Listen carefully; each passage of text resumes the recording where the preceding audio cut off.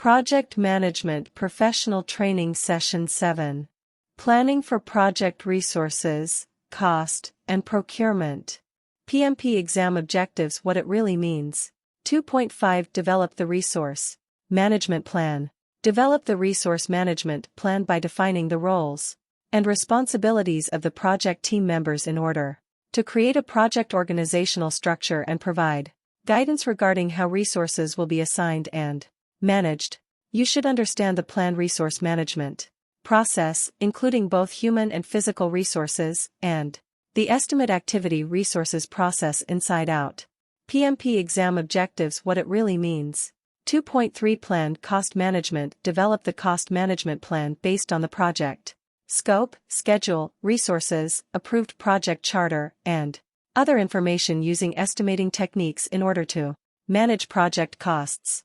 You must understand how the cost estimates for schedule activities are made and then aggregated into a budget. 2.7 Develop the procurement management plan. Develop the procurement management plan based on the project scope, budget, and schedule to ensure that the required project resources will be available. Know how to work out all the pieces of procurement planning, including procurement management plan, procurement strategy, make or buy decisions, statement of work, SOW, bid documents, source selection criteria, and independent cost estimates. Executing a project requires resources, and executing a project successfully requires the optimal use of those resources. Therefore, coordinating and managing resources, including both human resources, also called team resources, and physical resources, i.e., material, equipment, facilities, and infrastructure, is an integral part of overall project execution. Identifying, acquiring, and managing these resources is called resource management.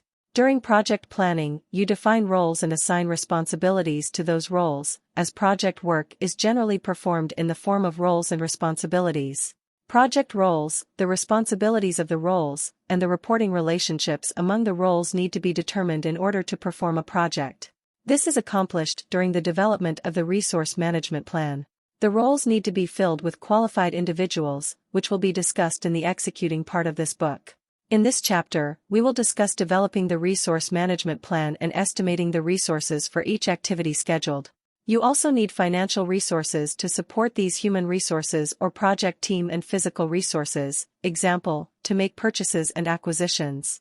These financial resources are managed in the form of cost in project management. Furthermore, some of the expected outcome items of the project will be developed by the project team, and others will be purchased or acquired in a process called procurement, which may also include items that are needed to complete the project and are not necessarily the end product of the project. Procurements are managed under procurement management. This chapter includes the planning processes for cost management and procurement management as well. So, the core question in this chapter is, how do you plan for the project resources? This issue breaks down into 3 avenues that we will explore: team and physical resource planning, cost planning, and procurement planning. Planning for resources, big picture. The big picture of planning resources, including cost and procurement, is illustrated in Figure 6.1, which shows that the resource management plan, cost management plan, and procurement management plan are all developed from the project charter in addition to other input items. Procurement planning also uses the resource management plan as input, which is also used in the estimate activity resources process that generates the resource requirements, which in turn are used in developing the project schedule. The project schedule and cost management plan are both used in estimating costs, which leads to the project budget. Remember that in this or any other big picture not all the inputs and outputs are shown. Note as shown in Figure 6.1, resource management and cost management are closely connected. Resource management processes will be performed according to the resource management plan.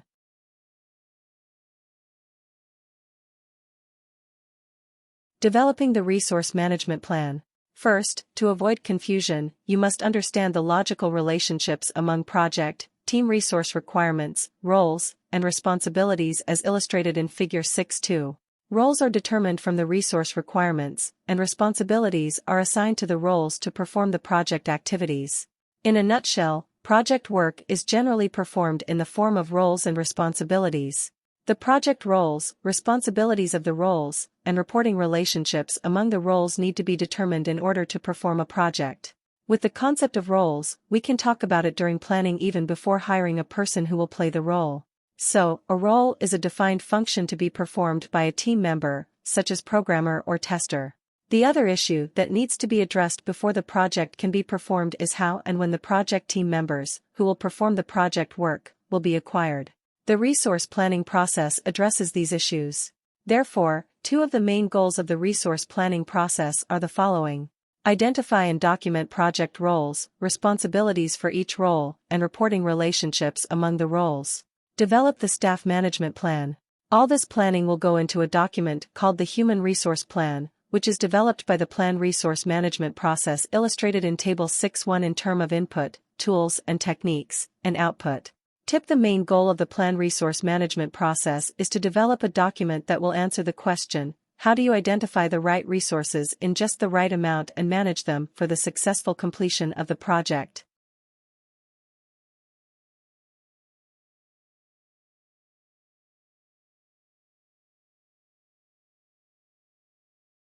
Generating resource management plan. In order to devise an approach for how to identify and manage resources, we need to know what kind of resources we are talking about. This information can be derived from the project requirements. So, the following paragraphs explain the main steps one can take to generate a resource management plan by extracting project requirements and related information from the input of this process. Core resources information. Get information from the requirements document as it will largely determine the kind and amount of resources needed for the project. It may also suggest how to manage those resources. Also, get information about pre-approved financial resources from the project charter, which also contains a high-level description of project and other requirements and a summary of milestones. From its info, you can not only derive the resource requirements, but also how to manage those resources. Go to root of resource requirements. Get information about deliverables from the scope baseline, from which information regarding the kinds and amount of needed resources and how to manage them can be derived. Also, the quality management plan contains info about the kind and level of resources needed to implement and maintain the required quality. You use this information for two purposes: 1. Check on the information in the requirements document, and 2. Derive new resource requirements. What will impact resources? Get information about threats and opportunities that may impact the need, availability, and management of resources from the risk register. Also, check into the stakeholder register to identify stakeholders who can impact the different aspects of resources, such as kinds and availability of resources. Generate resource management plan. Use data presentation and other techniques to generate the resource management plan. Tools and techniques for resource management planning. At the heart of resource management planning lies the art of converting information about work packages or related activities and activity resource requirements into roles and responsibilities. For example, consider an activity in a project writing a software program. The program will be written by a programmer, which is a human resource, in this case a team resource. However, before you even know the name of the programmer, for planning purposes you can work with this programmer as a role whose main responsibility is to write the program. You can assign a real individual to fill this role later. This approach allows for planning before hiring. The tools and techniques for planning resource management, including determining the roles for the project, are discussed in the following paragraphs. Data presentation techniques. These techniques can be used to identify, document, and communicate the roles of the project team members, the responsibilities assigned to the roles, and the relationships among the roles. The most popular way to implement these techniques is in the form of charts, which can fall into three categories: hierarchical, matrix, and text-oriented. Tip: hierarchical techniques are suitable for representing high-level roles, while text formats can be used to describe the responsibilities in detail. Hierarchical charts are the traditional way to represent the reporting relationships in an organization in a top-down format. Such a chart is also called an organizational breakdown structure, OBS, and is arranged according to the organization's existing departments, units, or teams. The OBS approach used in resource management will list project work packages or related activities as well as team members with their roles and responsibilities for the project under each department. We have already explored another hierarchical chart called WBS in the chapter on scope management. Recall that WBS breaks down deliverables into work packages, which can be used to show responsibilities at a high level. Another type of hierarchical chart is called the resource breakdown structure, RBS, which starts by dividing the team and physical resources into different categories and then breaks them down further, providing increasingly more detail at each lower level. The idea is to break them into small enough pieces that they can be assigned to work packages or related activities in the WBS. The RBS will be covered in the next section of this chapter. Assignment matrix. This matrix is used to specify the relationships between activities or work packages, the roles for performing those activities, and the team members assigned to the roles. Such a matrix is generally called a responsibility assignment matrix, RAM. Different matrices can show these relationships at different levels. For example, you can use the RAM to document resource requirements for each activity, as shown in Table 6.2.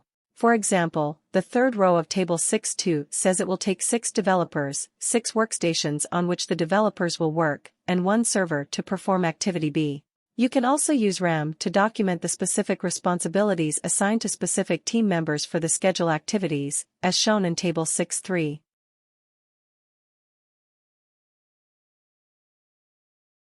Remember that the RAM can be used for various purposes at various levels. While the RAM in Table 6.2 documents the resource requirements for the schedule activities, the RAM in Table 6.3 depicts the roles of team members with responsibilities for schedule activities and is called an RACI chart, where RACI stand for responsible, accountable, consult, and inform.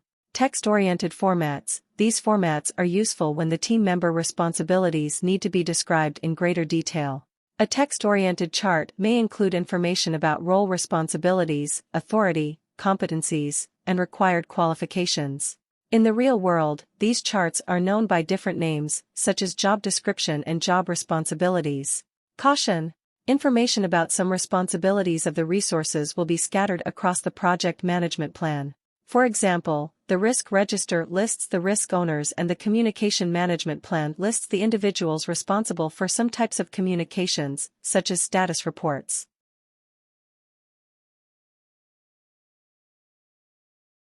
The RAM in Table 6.3 is also called an RACI chart because it assigns 4 roles to team members for various activities: responsible, R, accountable, A, consult, C, and inform, I. For example, Susan has the responsibility of designing the product, Kathleen will be held accountable for the design, Kiraba will play the role of a consultant for designing the product, while Papu and Maya will play the role of keeping everybody informed of the status and progress. Tip: each activity or task should have an owner who is responsible for its successful completion. For complex tasks and activities there may be more roles assigned to it, but there must be only one principal owner. Joint ownership usually gives rise to confusion, finger-pointing, conflict, increased overhead, and dilution of commitment. Organizational theories. Various organizational theories provide information on and insight into how people behave in a team or an organization, what motivates team members, and the like. If you have knowledge of these theories, it will help you plan resources quickly and more effectively. By understanding organizational theories, you can also comprehend why different organizational structures support different kinds of relationships among the organization's members and different kinds of responses to the same situation. To summarize, data presentation techniques, such as charts in hierarchical and text-oriented form, and organizational theories are the main tools and techniques used to develop the resource management plan. Of course, you can seek expert judgment in relevant topics, such as obtaining the best sources for talent management and complying with government, organizational, and union regulations. You will also be holding meetings to plan resource management. The resource management plan. The results of your resource management planning efforts, the output of the planned resource management process, consist of the resource management plan and team charter documents described next. Resource management plan. This document describes how to identify, obtain, manage, and release the project resources, both human and physical.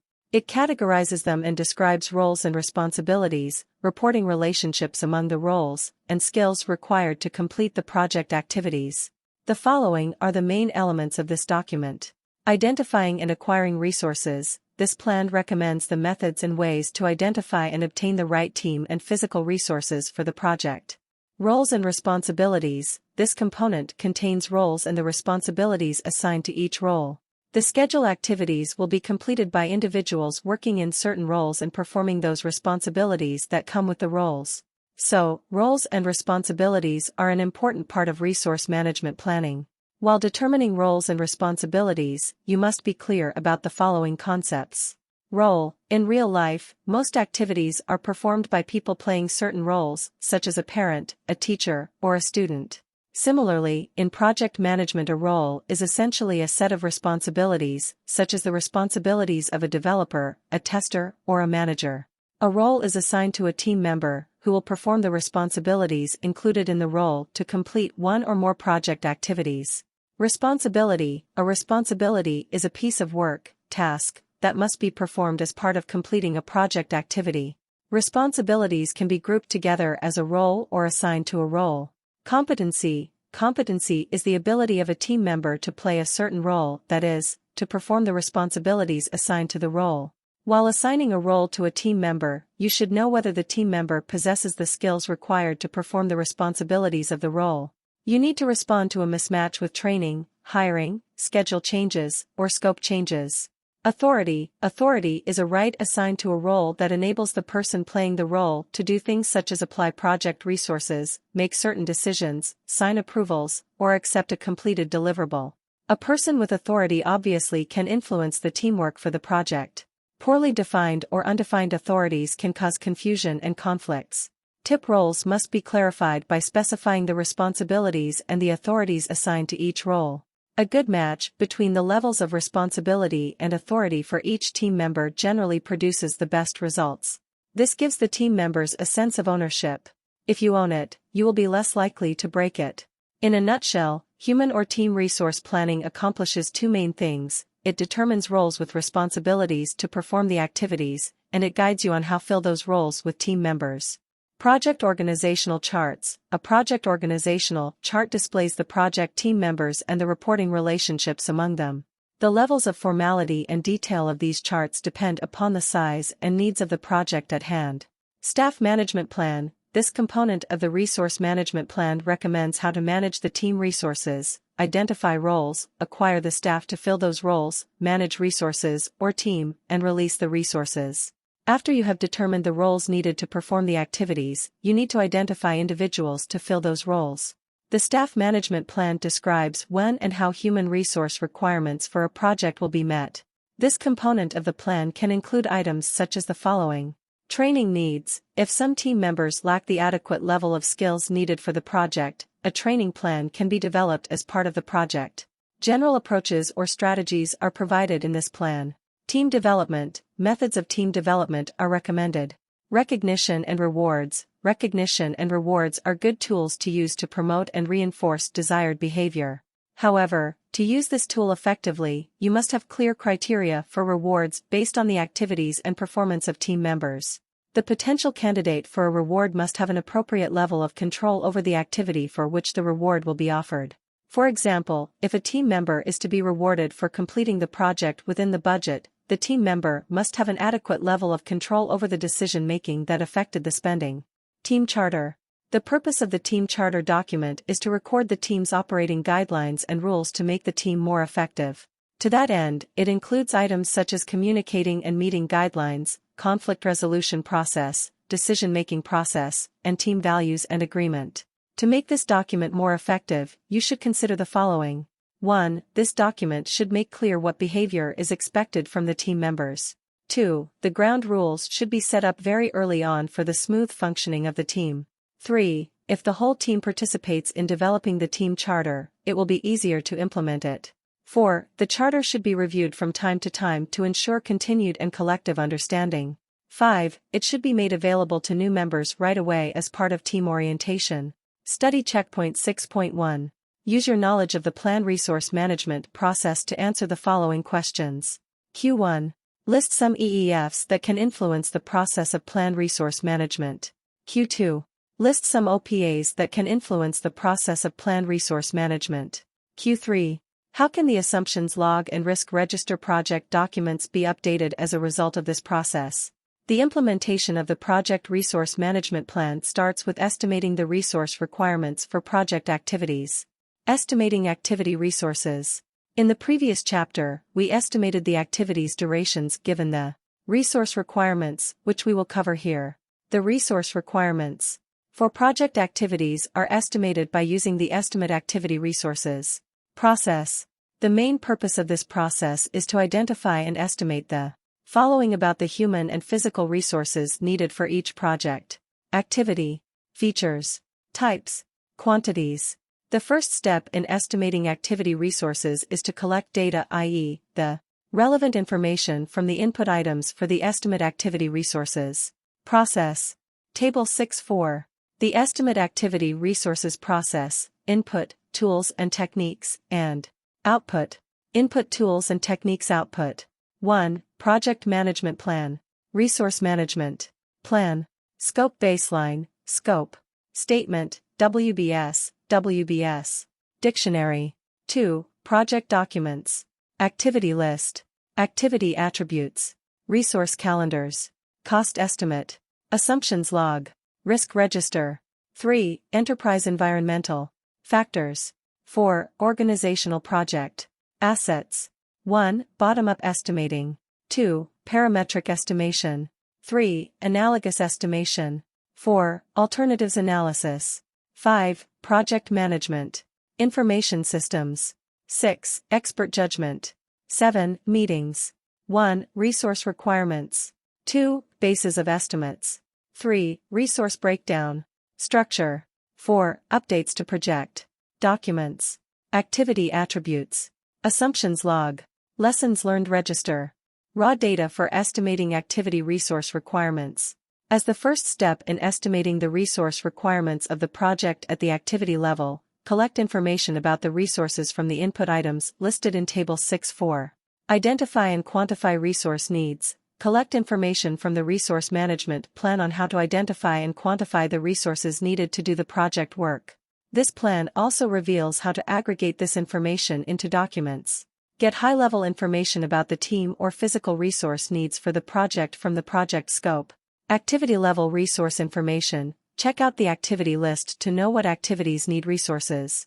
You can derive the human and physical resources needs of each activity from its attributes, such as resource requirements, required start and finish dates, activity location, and assumptions and constraints. This information is found in the activity attributes. Resource information from resource calendars. Get team and physical resource information from resource calendars. From there, you can possibly extract the information at both the activity and attribute levels, such as type of resource, quantity, skill level, experience, and geographical location. Typically, the resource calendar also contains the following useful information: days and times of day when a resource is available. The passive time for the resource, for example, holidays for human resources. The quantity of each type of available resource. The capability of each resource. Cost, risk, and information. Cost information about the resources may be extracted from the assumptions log and cost estimates, and risk information for each resource from the risk register. This cost and risk information would be useful when selecting the resources by some analysis technique, such as alternatives analysis. You should also consider the EEFs and OPAs, such as the following, that can influence activity resource estimation. Enterprise environmental factors. Information about the infrastructure of the performing organization, such as existing facilities, will be used in identifying the resources and their availability. In addition to market conditions and published estimation data, organizational culture, resource location, and in-house skills would be important EEFs to consider. Organizational process assets. The organizational process assets relevant to activity resource estimating include organizational policies for staffing and purchase of supplies, as well as historical information on what types of resources were used for similar activities in a previous project. With this information, you can estimate activity requirements and aggregate them into a resource breakdown structure, RBS, with the help of tools. Tools and techniques for activity resource estimating. Depending on which aspect of resource estimation you want to explore and in what detail, you can use one or more of the following tools and methods.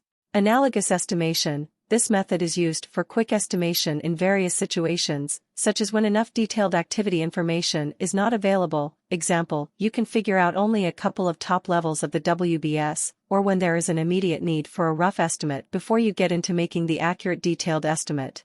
This method estimates resource requirements based on information from similar projects performed in the past.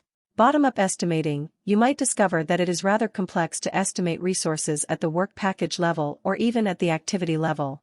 In that case, it might be helpful in certain cases to start at the activity level and decompose activities into even smaller components if need be for the purpose of resource estimating, then estimate the resources for each component, and then aggregate the resources to get an estimate for the whole activity. You can continue this aggregation to reach the package, control account, and summary levels of the WBS. In aggregation, you must consider the possible relationships, overlaps and such, among different components of the activity so you don't double count the resources. Parametric estimating, this method makes resource estimates from given data using parameters. For example, it's known it took 10 workers 15 days to repair 1 mile of road, so under the same conditions it would take 20 workers 15 days to repair 2 miles of road. The implementation of the technique generally includes statistical methods. Alternatives analysis. Alternatives analysis is all about exploring alternative solutions to a problem.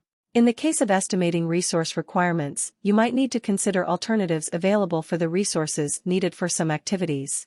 For example, you might need to decide whether you want to buy or develop a tool needed to perform an activity, what types of machines. For example, Windows or Linux to use, which computer technology to use to do the development, or what level of skills is needed. Cost information and experience can come in handy here. Of course, make use of expert judgment, such as for resource planning and estimating and in the form of team training. Published estimating data, information published by various vendors, such as costs for resources, can be useful in estimating the resources. Project management software, depending upon the sophistication of the resource requirements and the capabilities of the available features, project management software might be useful in estimating and managing the resources. It can also be used to create resource breakdown structures. You can use a combination of these tools and techniques to generate the output of the resource estimating process. You also should be holding meetings with the team and other relevant stakeholders as the need arises. Output of activity resource estimating. The resource requirements are the major output of the resource estimating process. These and other output items are discussed in the following paragraphs. Activity resource requirements and bases of estimations. The main purpose of the activity resource estimating process is to determine the resource requirements for each activity, and therefore this is the major output item from this process. In this document, you identify the types of resources required to perform each activity and also the estimated required quantity of each identified resource. If a work package in the WBS has multiple activities, the resource estimates for those activities' resources can be aggregated to the resource requirements for the work package, and then you can continue this aggregation to reach the control account and project summary levels of the WBS. The requirement documents may also include information such as the basis for each estimate, including methods, assumptions made, known risks and constraints, and resources used to make the estimates. Resource breakdown structure. The resource breakdown structure, RBS, is a hierarchical structure of resource categories and types required to complete the activities of the project. The RBS can be used to identify and analyze the project team resource assignments and usage of physical resources. Updates to project documents. The identified types of required resources for an activity and the estimated quantity of each identified resource become activity attributes and must be added to the activity attributes documents. The activity resource estimating might generate modifications to the activity list, for example, to add or delete an activity. Moreover, new and changed assumptions and constraints will update the assumptions log, and you will update the lessons learned register with lessons, such as which methods were more efficient and effective than others in resource estimation. Team and physical resources cost money. So, after you develop the resource management plan and have estimated the resource requirements, you need to plan for cost. Estimating costs and determining budget. Project cost management consists of developing a cost management plan, estimating costs, determining budget, and controlling costs. First of all, we need to distinguish between cost and budget. Cost is the value of the inputs that have been, or will be, used up to perform a task or to produce project outcome. product, service, or result. This value is usually measured in units of money. For example, you paid two programmers $1,000 each for developing a software program, and you paid $100 to a tester to test the program. So, the cost for the task of developing and testing the software program is $2,100. You can add the costs of components of a system, and the sum will represent the cost of the system, but it's still a cost, and not a budget. Budget is an aggregated cost with a timeline. You aggregate the costs of all the resources needed to perform the project and put a timeline on it, the availability of funds over time. That is called a budget. As illustrated in Figure 6.3, cost management contains the planned cost management process to generate a cost management plan, according to which all the three other processes are performed. The estimate costs process generates the output items cost estimate and bases of estimates, which are used by the determine budget process to generate a cost baseline and project funding requirements, which are used in controlling costs. Here, we will discuss the three cost planning processes. The control costs process will be discussed in the monitoring and controlling part of book. Cost management starts with developing the cost management plan.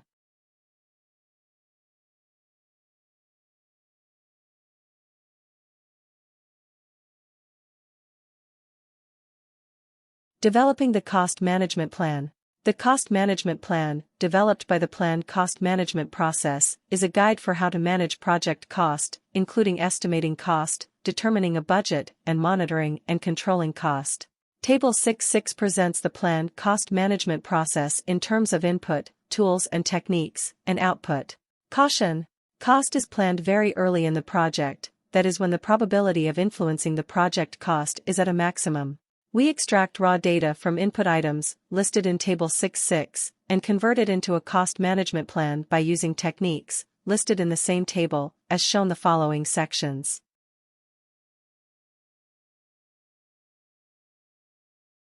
Performing the planned cost management process. Here, we will describe the steps needed to perform the process of developing the cost management plan. 1. From the project charter, extract information about 1. Pre-approved financial resources from which you can develop the details of the project cost, and 2. Project requirements that will influence cost management. 2. From the schedule management plan and risk management plan, get information about which processes and controls may influence cost management, such as cost estimates.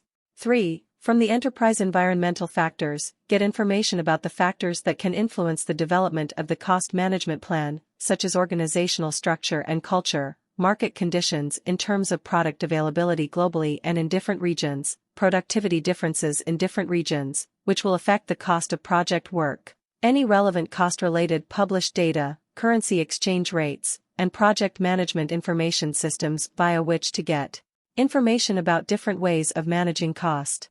4. From the organizational project assets, get information about the factors that can influence the development of the cost management plan, such as organizational policies and procedures regarding cost estimates, budgeting, and financial control. Example: account code, time reporting, standard contract provisions, etc., and historical information from lessons learned from past projects. 5. Use data analysis techniques such as alternatives analysis to choose one option out of the many available. Example: to choose which funding option will be better or best, loan, self-funding, funding with equity, or whether to make, buy, or rent a project-related item. 6. Use expert judgment where needed on cost management-related topics, such as cost estimate, cost control, and budgeting. 7. Put all the information collected from steps 1 through 6 together into the cost management plan document. To facilitate this, you can hold meetings with relevant stakeholders, such as the sponsor, needed team members, and anybody who has project cost-related responsibilities. What are some specific items in the cost management plan? Cost management plan. The cost management plan presents a guide for how to manage cost, including estimating cost, budgeting, and controlling cost. The following are examples of which items typically can be found in this plan. Choice of processes, whether for this project cost estimation and budgeting will be performed as one process or two separate processes. Cost measurements, units, precision, accuracy. The plan has answers for simple questions about measurements of cost and other relevant quantities. For example, 1. What are the unit systems of measurements? For example, US dollar, pound, euro, or Indian rupees for money, miles or kilometers for distance, and pounds or kilograms for mass, commonly called weight. 2. What is the precision level? This refers to the rounding off error. Example, rounding off to nearest whole number corresponds to an error of plus or minus 0.5. For example, $19.40 would round off to $19, and $19.60 to $20. 3. What is the accuracy level? This refers to the approximation errors. Example, if the cost is estimated to be $100 with an accuracy of plus or minus 20%, it means that cost could be any amount from $80 to $120. WBS usage. Recall Chapter 4 on Scope Management, where we covered the work breakdown structure, WBS, that contains the component for project cost accounting called control account. The cost management plan may suggest to use that WBS account consistently for cost estimating, budgeting, and cost controlling. The control account points may be defined inside the WBS. How to measure performance. The cost management plan may define rules for cost performance measurement. Example, how to set up control account points within the WBS, details of how to implement the earned value management, EVM, technique, how to employ estimate at completion, EAC, what cost tracking methods to use, etc. Other items. The cost management plan may specify and describe 1. The format and frequency of different cost reports, 2. Maximum cost performance deviation from baseline before red alarm goes off to trigger an action, 3. Recommended funding options, and 4. Procedures for documenting cost and accounting for currency fluctuations, etc. With the project cost management plan in hand, you are ready to start working on estimating the project cost. Estimating project costs. Estimating project cost means developing an estimate for the monetary resources needed to complete the project work, that is, activities. That includes both kinds of resources, team and physical. These estimates are based on the information available at a given time. The estimates in the beginning are less accurate. For example, their accuracy may be only as good as plus or minus 50%. For example, if you say the cost will be $100,000, it could be anywhere between $50,000 and $150,000. As the project moves along and more information becomes available, the cost estimates can be improved to get better estimates. The standard process used to estimate costs is called the estimate costs process and is presented in Table 6-7 in terms of input, tools and techniques, and output. Performing the process is described next. The standard process used to estimate costs is called the estimate costs process and is presented in Table 6-7 in terms of input, tools and techniques, and output. Performing the process is described next. Table 6-7. The estimate costs process, input, tools and techniques, and output. Input tools and techniques output. 1. Project management plan. Cost management plan. Quality management plan. Scope baseline. 2. Project documents. Project schedule. Resource requirements. Risk register. Lessons learned register. Enterprise environmental factors. Organizational project. Assets. 1. Analogous estimating. 2. Bottom-up estimating. 3. Parametric estimating. 4. Three-point estimates. 5. Data analysis. Alternatives analysis. Reserve analysis. Cost of quality. 6. Decision-making, vote, etc. 7. Project management. Information system. 8. Expert judgment. 1. Cost estimates. 2. Estimate bases. 3. Updates to project documents. Assumptions log. Risk register. Lessons learned register. Estimating project costs. The project cost estimating process may be described in the high-level steps shown in the following sections. Collect basic work information, scope baseline. Estimating project cost means estimating the costs required to complete the project scope by executing activities. Therefore, you need the scope baseline to ensure that when estimating costs all the needed elements are accounted for. Recall that the scope baseline is constituted by the scope statement, WBS, and WBS dictionary.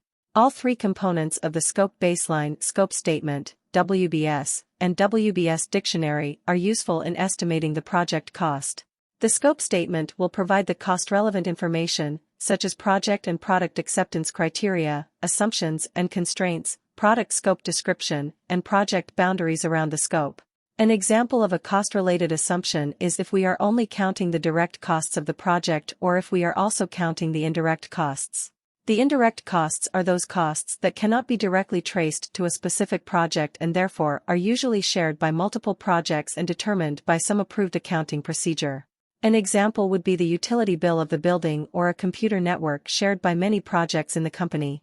The WBS will be useful by providing the relationships of project deliverables to different WBS components, that cost is linked to the deliverables, double counting is avoided, and the cost can be aggregated or integrated.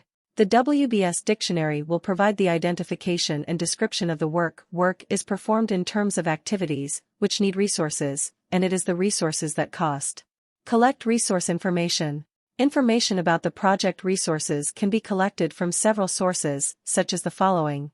Project schedule. The approved project schedule, i.e., schedule baseline, will give you information about the resources needed along the timeline to complete the project work.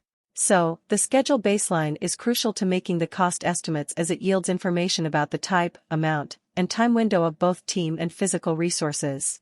Resource requirements. This document, generated by the Estimate Activity Resources process, provides detailed information about scheduled resources, example identification, type, quantity, etc.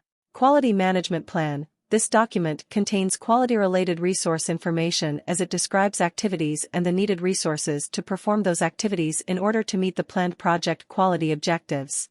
Risk Register. Both kinds of risks, threats and opportunities, have an impact on the cost in the form of risk mitigation costs and revenues or savings from the opportunities.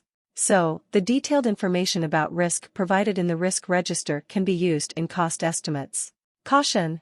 As you learned in the previous chapter, activity resources are estimated by performing the Estimate Activity Resources process. Therefore, the estimate costs process should be closely coordinated with the Estimate Activity Resources process. We also need information on how to get the process going once started. Collect information to facilitate the process.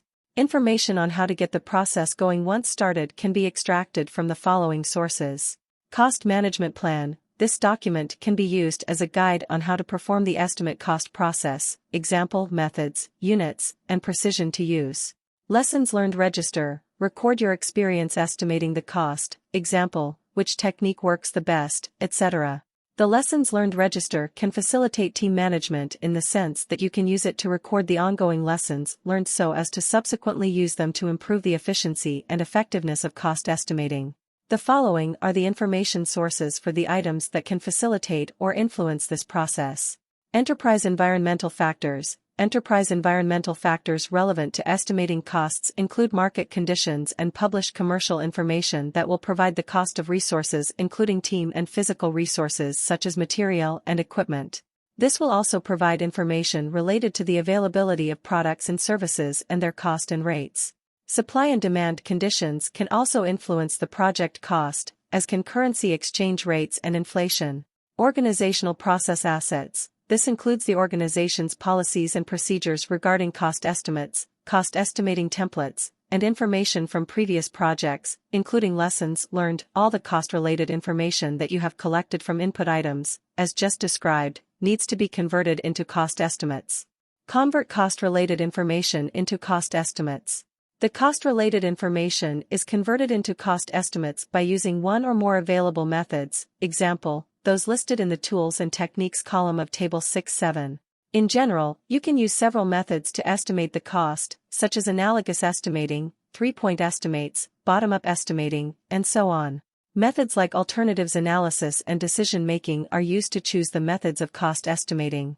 All these techniques have been discussed before in this book, such as in estimating activity durations and estimating activity resources.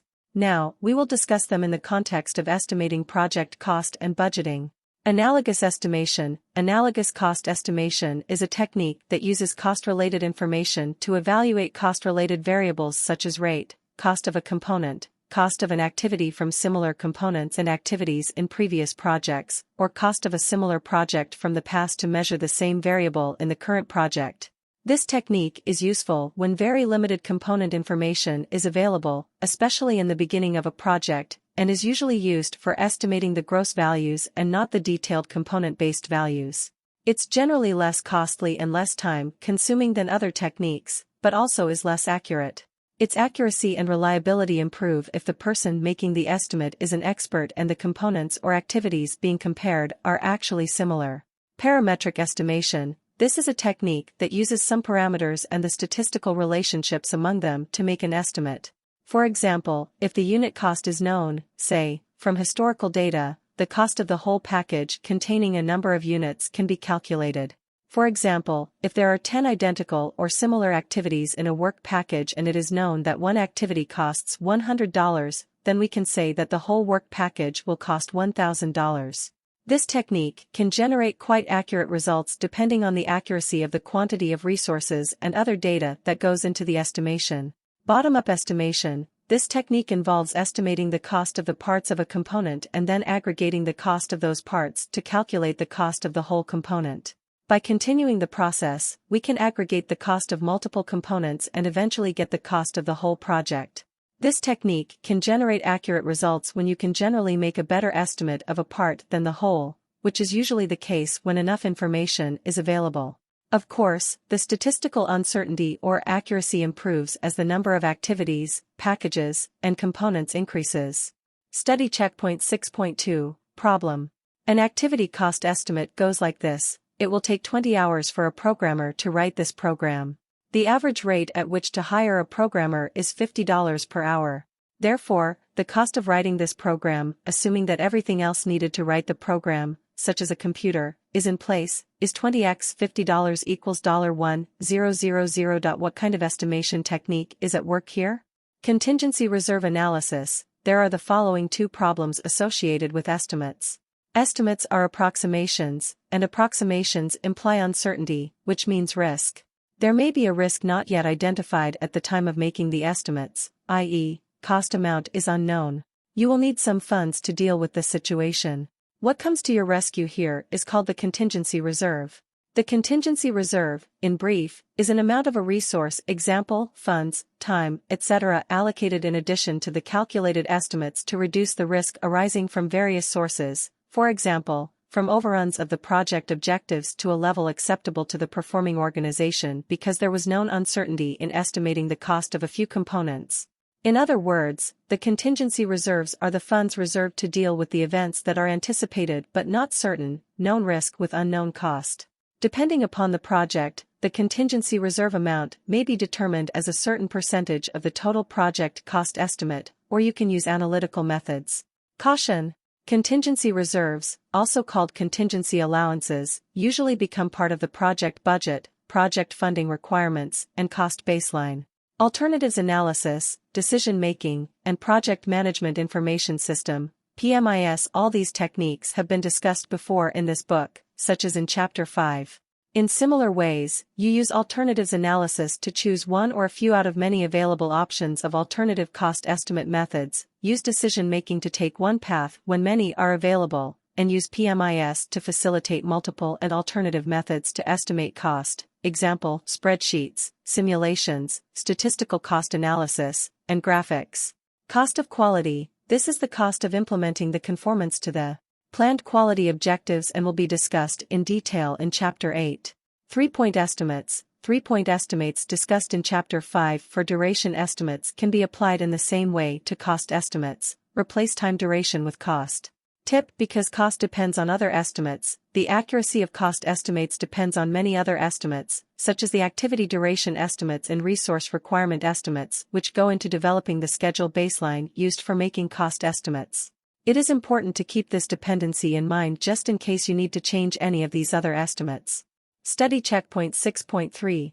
The pessimistic cost estimate for an activity is $5,000, the optimistic estimate is $3,000, and the most likely estimate is $4,000.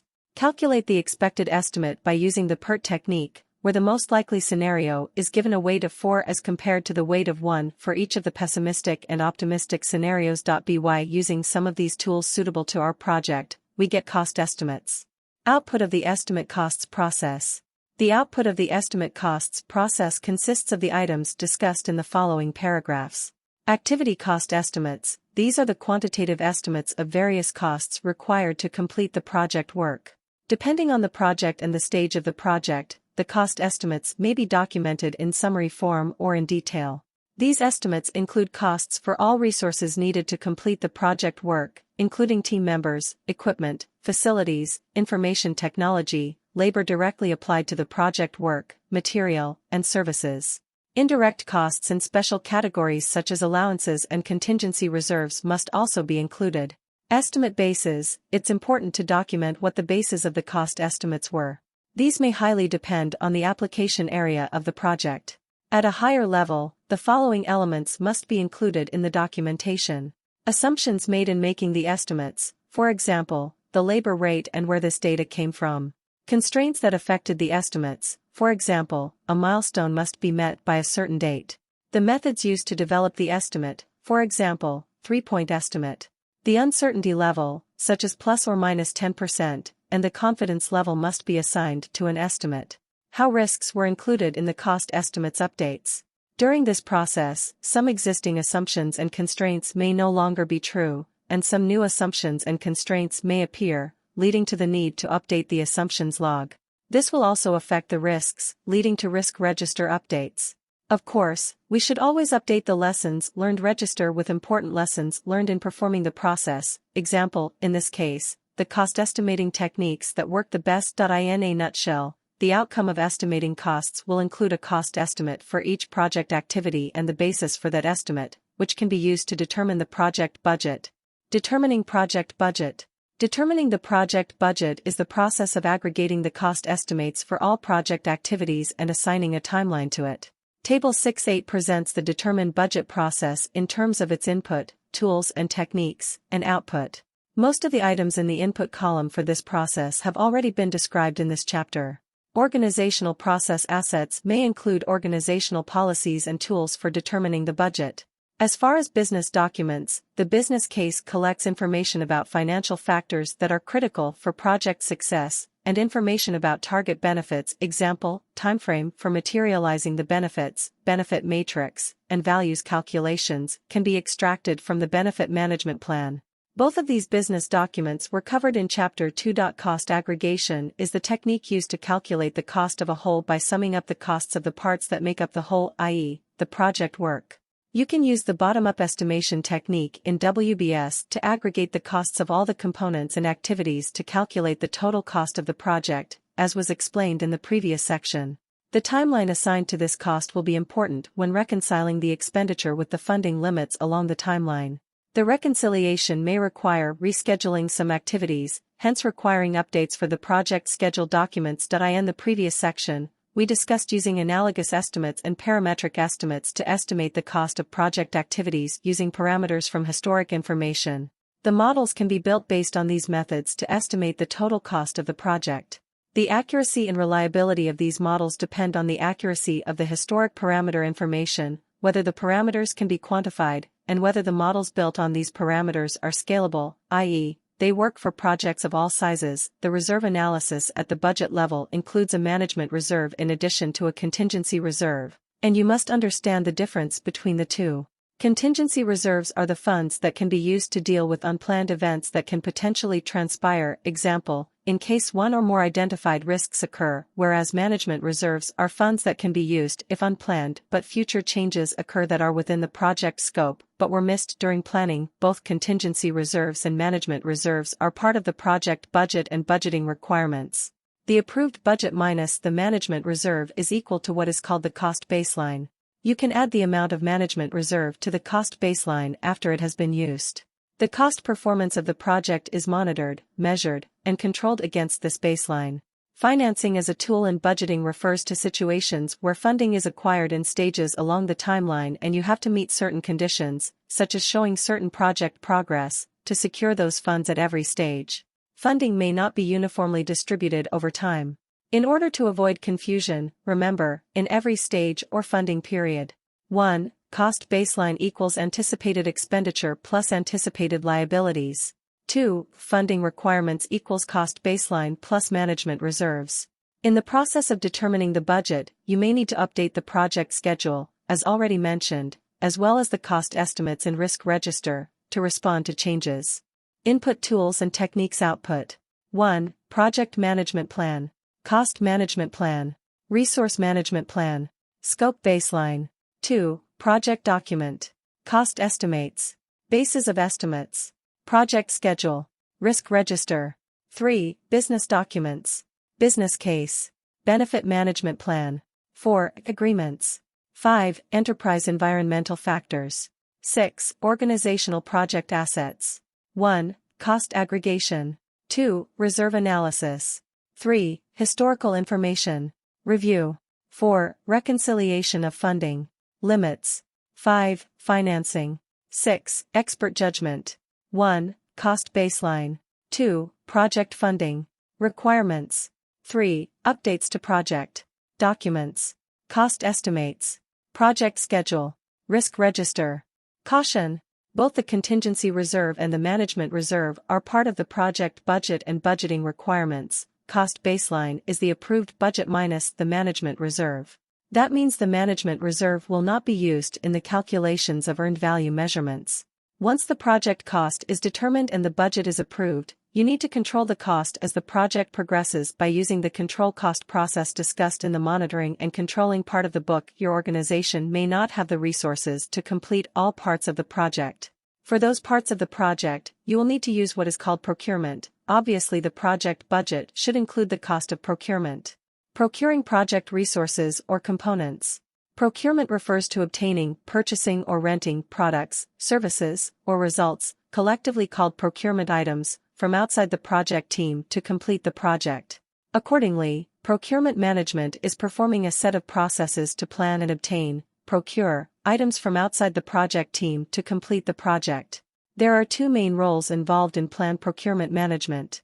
Buyer, the party purchasing, i.e., procuring the items. Seller, the party delivering the procurement items to the buyer. As illustrated in Figure 6.4, procurement management includes the following components. 1. Plan procurements. This is the process of making decisions on what to procure, identifying potential sellers, determining the procurement strategy, and making the overall procurement management plan. 2. Conduct procurements. This is the process of soliciting seller responses, selecting sellers, and awarding contracts. 3. Control procurements. This is the process of monitoring and controlling the contract execution, making approved changes and corrections, managing relationships among the parties involved in the procurements, and obtaining the procurement items. Caution: in Figure 6.4, procurement documentation refers to all the records of procurement. It keeps on growing. So, this output item wouldn't be identical from the plan procurements and conduct procurements processes. Before you conduct procurements, you've got some planning to do.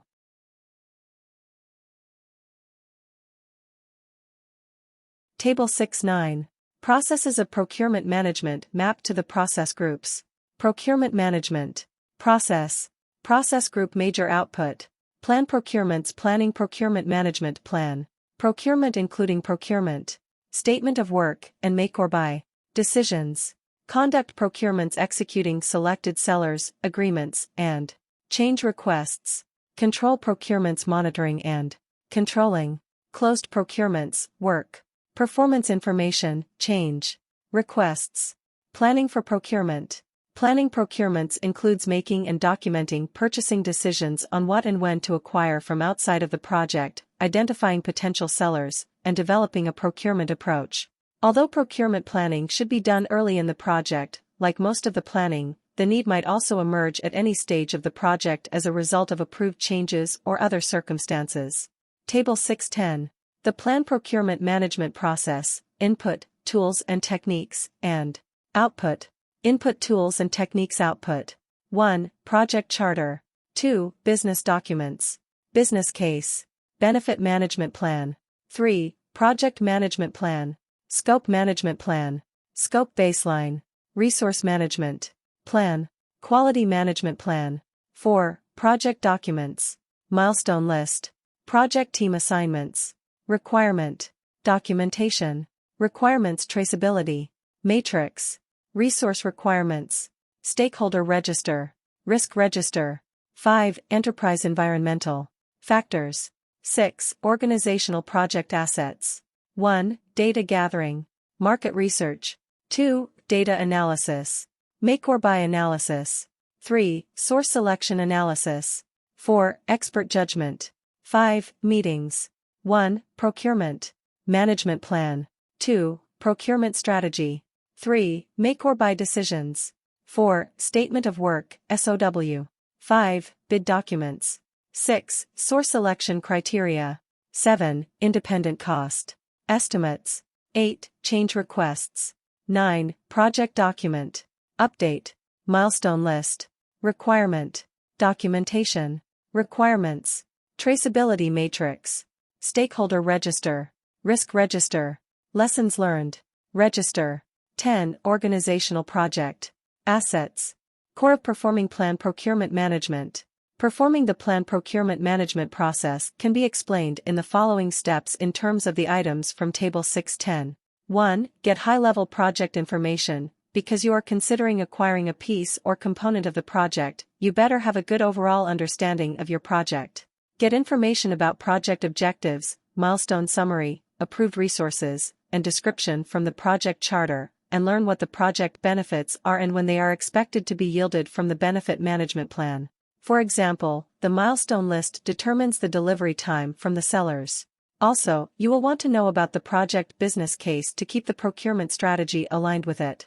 2. Fetch information about procurement scope. From the scope baseline, draw the scope of the component to be procured, and from the scope management plan, you will know how this scope will be managed. This will help you to develop a statement of work, SOW, and terms of reference, TOR. 3. Know what to procure. Steps 1 and 2 will expose what needs to be procured. The resource management plan and resource requirements may already have information about resources that need to be procured. From the quality management plan, you can get quality information such as standards and codes that the project needs to follow. This information may be used in bidding documents, determining suppliers' pre-qualification, and determining selection criteria. Also, from information in the project team assignments, you can determine if some team members would be able to perform the procurement activities or if an additional resource needs to be acquired or procured. 4. Get requirements of the procurement. From the requirement documentation, you can fetch the requirements for the items to be procured that you and the sellers will need to follow. These may include technical requirements and requirements with legal and contractual obligations, such as safety, security, permits, and intellectual property rights. You can use a requirements traceability matrix to link seller deliverables requirements to the product requirements. 5. Get information about relevant risks and stakeholders. From the risk register, get information about risks belonging to the items to be procured. These risks will need to be transferred to the procurement contract. Also, get information about contract and legal personnel, as well as regulatory agencies, from the stakeholder register. 6. Consider enterprise environmental factors. When handling procurement, consider relevant EEFs, such as market conditions, availability of the product in the market, past performance of the potential suppliers, unique local conditions regarding regulation, labor, sellers, etc., contract management and payment systems, and financial accounting systems. 7. Consider organizational process assets. When handling procurement, also consider relevant OPAs, such as the procurement policies and procedures of the performing organization, the approved list of sellers, and different contract types supported by the organization, which may include fixed price, FP, contracts, cost reimbursable contracts, and time and material, TNM, contracts.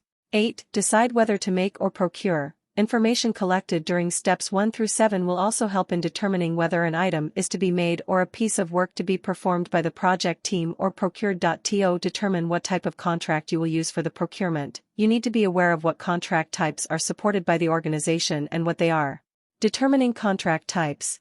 A contract is a mutually binding agreement between a buyer and a seller that obligates the seller to provide the specified product, service, or result and obligates the buyer to make the payment for it. Contracts generally fall into the 3 categories discussed in this section. Fixed price contracts. A fixed price contract is a contract that contains a fixed price and is used for a well-defined product with the expectation that the project scope will not change. Actually, this contract may contain another cost component in addition to the fixed price. This gives rise to various subtypes of fixed price contracts. Firm fixed price, FFP, also sometimes called a lump sum contract. This is an agreement that specifies the fixed total price for the product, service, or result to be procured. The price is set in the beginning and is not subject to change unless the scope of the product or the service changes.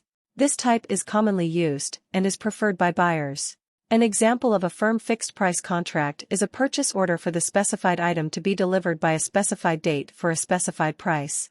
This contract category is generally used for products and services that are well-defined and have good historical information. A firm fixed-price contract for a poorly defined product or a service with a very little historical record is a source of high risk for both the seller and the buyer. Fixed price with economic price adjustment. PMP. This is a fixed-price contract that contains a special provision to adjust the price according to changes in external conditions, such as inflation or price changes for some specific commodities relevant to the product or service to be procured. The adjustments are well defined at the start. For example, this contract type is useful when the seller delivers over a long period during which external conditions such as inflation or currency rate may change. Fixed price incentive fee. FPIF. This is a fixed-price contract that contains extra rewards for the seller tied to achieving the agreed-upon metrics, the quantitative measures of performance used to express progress or achievement against the planned goals. These metrics or performance targets are defined at the beginning, outset, and the total price including the incentives will be determined at the end of the work. The performance metrics may include cost and schedule in addition to other factors, such as technical performance. This contract type offers some flexibility in deviating from the target goals. Cost reimbursable contracts. A contract in this category includes two kinds of costs. 1. Actual cost. This is the payment, reimbursement, to the seller for the actual cost of the item or work. 2. Fee. This typically represents the seller's profit. This contract type is used when the work scope is expected to change. As discussed in the following list, there are three types of cost reimbursable contracts. Cost plus fixed fee, CPFF. The payment to the seller includes the actual cost and a fixed fee. The fixed fee can be calculated as a percentage of the initially estimated project cost. In this case, the CPFF is sometimes also called a cost plus percentage of cost, CPPC, contract. The fee is fixed and does not vary unless the scope changes. Cost plus incentive fee, CPIF. The payment to the seller includes the actual cost and a predetermined incentive bonus based on achieving certain objectives. If the actual cost is predetermined in the contract, and the final cost deviates from the estimate, the buyer and seller usually split the difference based on the predetermined formula. Cost plus award fee, CPAF. In structure, this sounds pretty much like CPIF. The payment to the seller includes all the legitimate costs and award fee. However, the award fee may be based on meeting the broadly defined performance objectives. If the performance is broadly defined, the determination of the award fee may depend on the subjective judgment of the buyer. It is not subject to appeals. Note both fixed-price contracts and cost reimbursable contracts can optionally include incentives, for example, a bonus from the buyer to the seller if the seller meets certain target schedule dates or exceeds some other predetermined expectations. Time and material, TNM, contracts, also referred to as time and means. This type of contract is used in situations where both cost reimbursement and fixed price features need to be applied. In other words, this is a hybrid that contains some aspects from both the fixed price category and the cost reimbursable category. The contracts in this category resemble the contracts in the cost reimbursable category because the total cost and the exact quantity of the items is not fixed at the time of the agreement. The contracts resemble fixed-price contracts because the unit rates can be fixed in the contract. These types of contracts are useful when you do not know the quantity of the procured items. For example, you do not know how much time a contract programmer will take to develop a software program, so you determine the hourly rate in the contract, but not the total cost for writing the program. In this category of contracts, the risk is high for the buyer because the buyer agreed to pay for all the time the seller takes to produce the deliverables. Tables 6 to 11 presents a list of risk bearers for various types of contracts. Table 6:11. List of risk bearers for various types of contracts. Contract type risk bearer explanation. Fixed price, FP, buyer and seller. The cost overrun is borne by the seller, whereas having the price fixed higher than the actual cost hurts the buyer. Cost plus fixed fee, CPFF, buyer cost overrun is paid by the buyer. Cost plus award fee, CPAF, seller award fee is usually the major part of cost and is based on the subjective determination of the seller's performance by the buyer. Cost plus incentive fee, CPIF, buyer and seller cost overrun is shared by the buyer and the seller. Time and material, TNM, buyer the increased cost due to the increased quantity of resources, such as work hours by a contractor, is borne by the buyer. Study checkpoint 6.4. Rajinder, the project manager, is now working on procurement planning for a portion of the project. She is looking at the following options for procuring different pieces. Match each consideration in the first column with the corresponding contract type in the second column of the following table. Consideration contract type. A. Rajinder will pay $3,000 for the use of a facility and $5,000 per month for the employees working on the procured piece for the duration of work.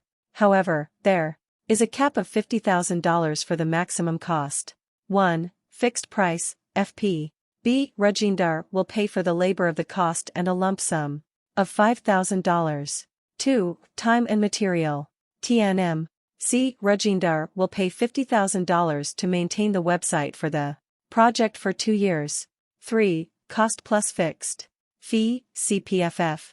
D. She will provide $10,000 for developing a software program and an extra $1,000 if less than 10 bugs are discovered in the program in the first year of its use.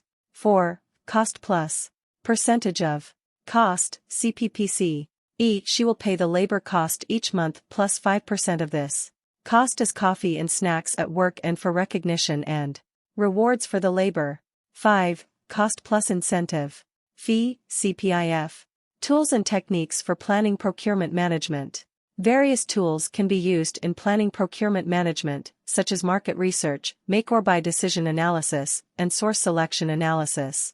Market research analysis, market research, in this process, is a conducted data gathering technique focused on the industry and seller qualifications regarding the items to be procured.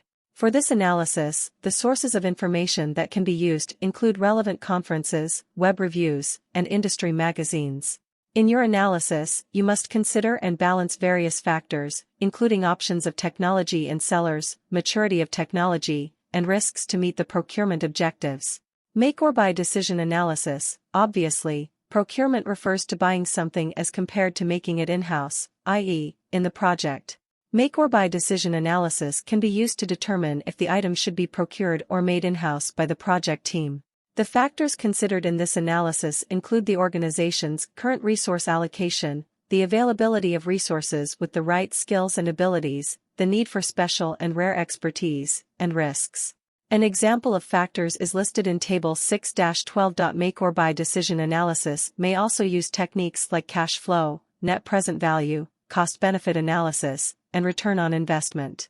This analysis will generate a make or buy decision, an output item of this process. Make or buy decision analysis may also use techniques like cash flow, net present value, cost-benefit analysis, and return on investment. This analysis will generate a make or buy decision, an output item of this process.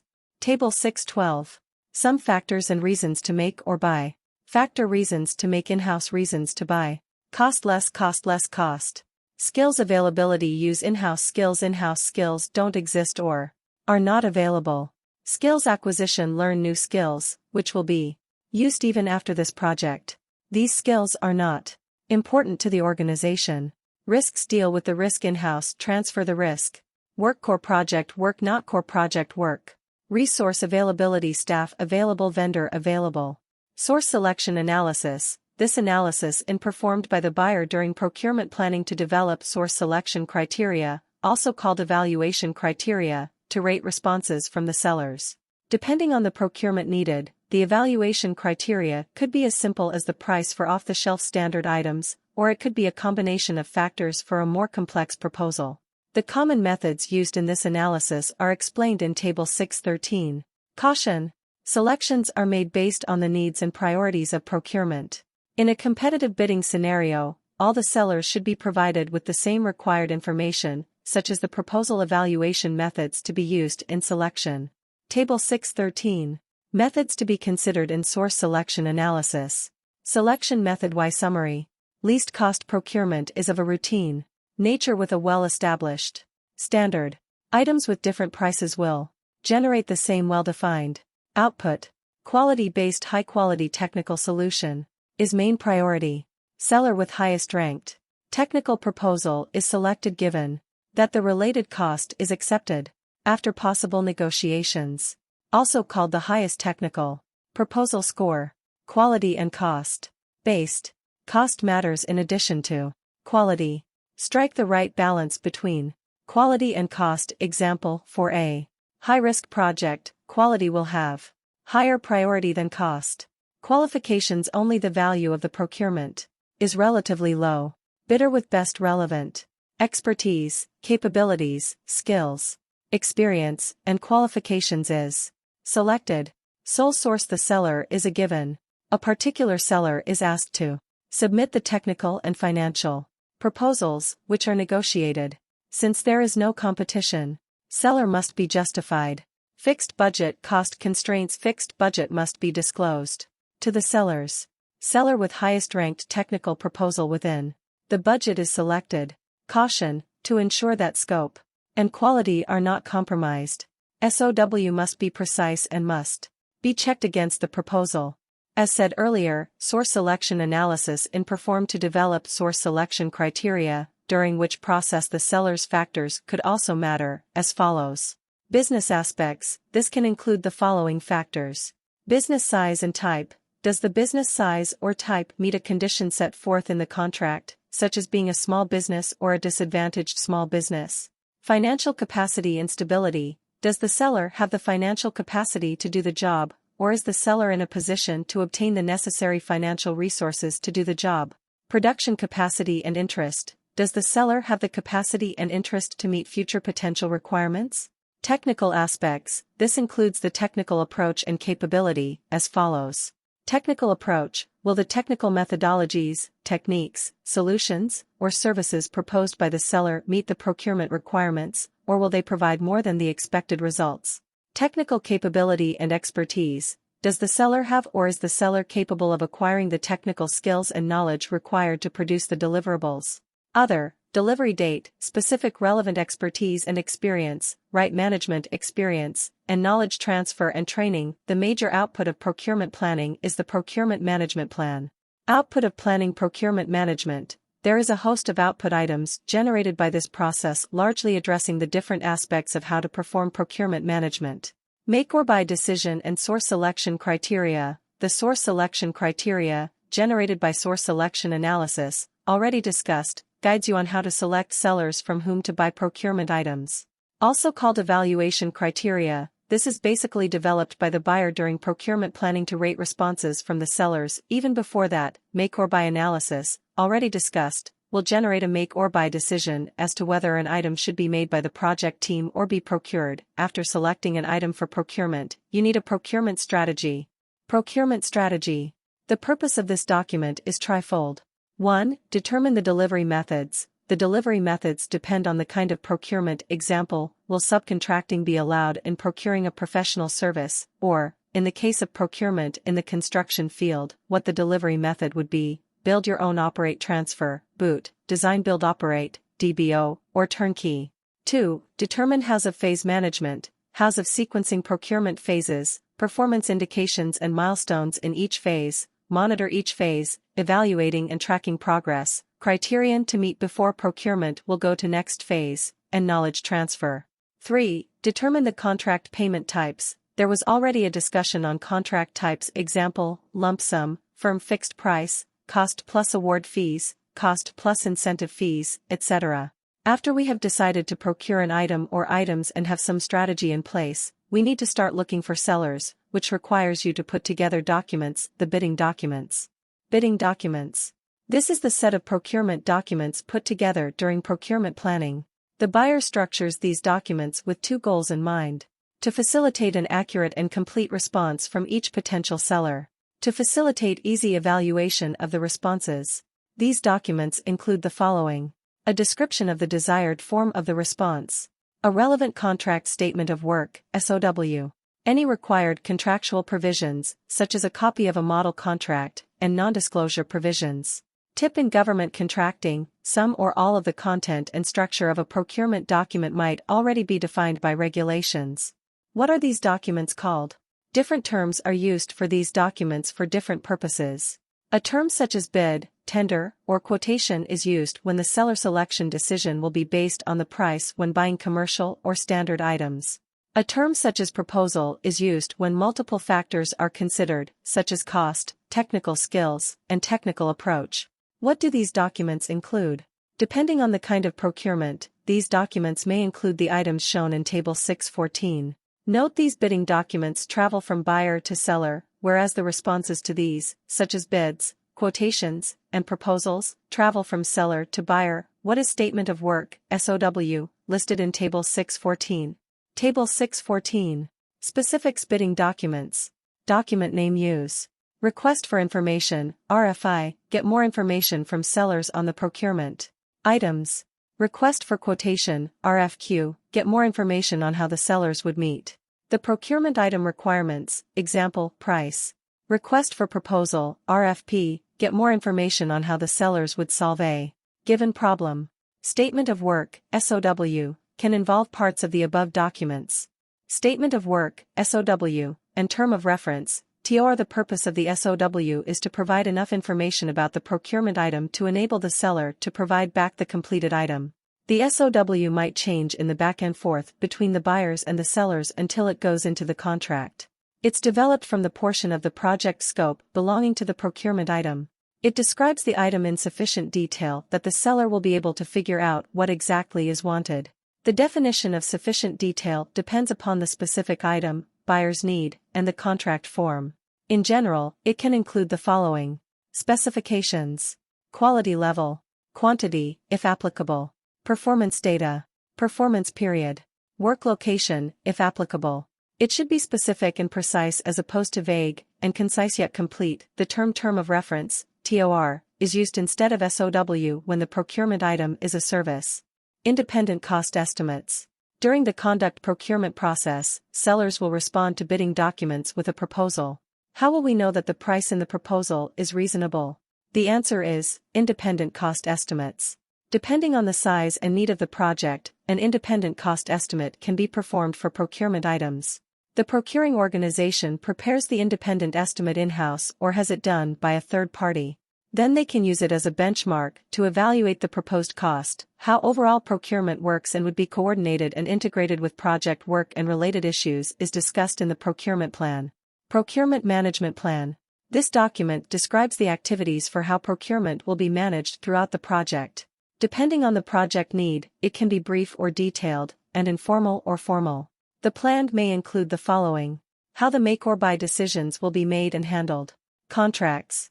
What types of contracts will be used for this project? The form and format for the statement of work related to a procurement or a contract. Metrics to be used to evaluate potential sellers and to manage contracts. Requirements for performance bonds or insurance contracts that might be put in place to mitigate some project risks. Management and coordination. Timetable of procurement activities. How to manage multiple sellers.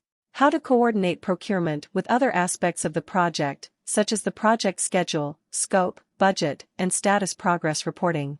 Evaluation criteria for selecting sellers and measuring their performance, example, source selection criteria. How to handle legal and currency issues. Making use of pre-qualified sellers. A list of assumptions and constraints that could affect the procurement. Any needed standardized procurement document. Caution. The procurement management plan should describe whether to conduct local, national, or international competitive bidding. If the project is financed externally, make sure the three elements are properly aligned: funding, project schedule, and procurement management plan. The decision to procure and other decisions that would follow may generate change requests, which would cause the need to update some documents, such as those listed in the output column of Table 610. In a nutshell, the major tasks of procurement planning are to perform the make or buy analysis to make buy or make decisions. If a procurement decision is made, determine a procurement strategy, perform source selection analysis to determine the source selection criteria, prepare bidding documents, including statement of work, SOW, for getting bids and proposals from the sellers, which would then be evaluated while conducting procurement using the source selection criteria, and to determine other how-tos about overall coordination and integration of procurement work with the project and related issues. develop a procurement plan. With procurement planned out, you are ready to actually conduct the procurements. The three most important takeaways from this chapter are as follows. Project resources refers to both physical and human or team resources. Estimating activity resources and estimating cost are inherently related, yet they belong to different knowledge management areas. The project budget also supports the project procurements. Study checkpoint 6.5. In the following table, match each item in first column to one or more items in the second column. Document, include or discuss. 1. Procurement management plan. 2. Procurement strategy. 3. Statement of work, SOW. 4. Bid documents. 1. Request for information, RFI. 2. Delivery methods. 3. Request for quotation, RFQ. 4. Integrating procurement with project work. 5. Performance data. 6. Request for proposal, RFP. 7. Stakeholders' procurement responsibilities. 8. Procurement phase management. 9. Key procurement activities. 10. Contract payment types. 11. Performance period. 12. Work location. Summary. To execute the project, you need to put together a project team that will perform the project work, and you and your team will need physical resources to do the project work. To accomplish these tasks, you use the processes of project resource management. First, you develop the resource management plan, which contains the roles to perform the project, the responsibilities assigned to the roles, and a guide on how to perform other processes in resource management. To start with, you estimate the team and physical resources for each project activity defined by using the estimate activity resources process. For team and physical resources, you need financial resources. To that end, you develop the cost management plan, and according to this plan you perform two processes: estimate cost, to estimate costs for all the project activities to be scheduled, and determine budget, to aggregate the cost estimates for all project activities and assign a timeline to it. This budget will also include the project procurements. Road ahead. So far in this book, you have come across project assumptions and estimates, example, cost and resource estimates. Uncertainties arising from sources such as assumptions and estimates may lead to project risks. You have also come across the concepts of requirements for the completeness of the project, which are connected with the concept of quality. Project risks and quality need to be managed. To that end, we will discuss planning risk and quality in the next chapter.